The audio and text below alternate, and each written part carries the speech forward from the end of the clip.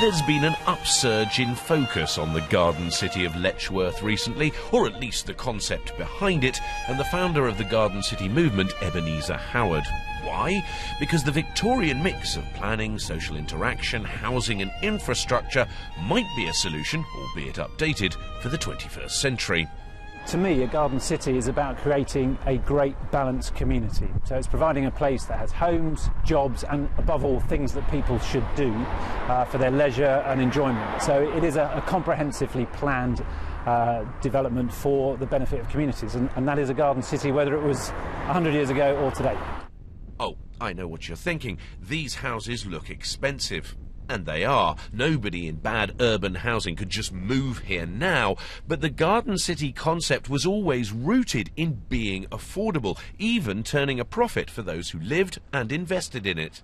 One of the main reasons that we're really interested in garden cities as an idea is precisely because of the way they can pay for themselves.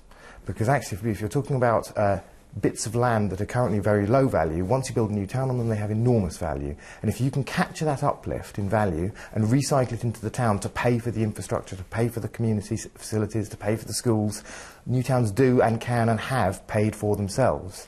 Ebenezer Howard came up with the idea of the garden city, and he didn't just think about how people lived and where they lived, but where they would work, how they would spend their leisure time, and also, more importantly, how they could afford to live here. Now, Letchworth was the first, Welwyn Garden City followed, and there are many places around the country that would say they had at least a bit of the garden city concept within them.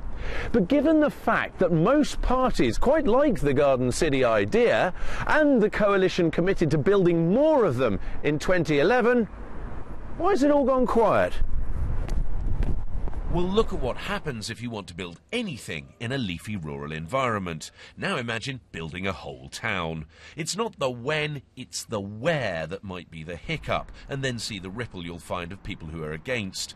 Recently, the Telegraph said it had learned of plans for Yalding in Kent and Gerrards Cross in Buckinghamshire. No one always welcomes new development. I know it's not always perceived as the best thing, but I think everyone's recognising something has to be done. So I think your answer will lie with who's going to take that big decision. In November last year, Lord Wolfson offered a £250,000 prize for anyone who could come up with a blue skies garden city design that was visionary, economically viable and sparklingly popular. The government, however, has hardly bubbled over on the topic.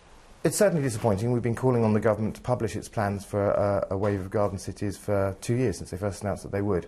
And we certainly hope that the Wolfson Prize and other talk in this area will actually prompt the government into action.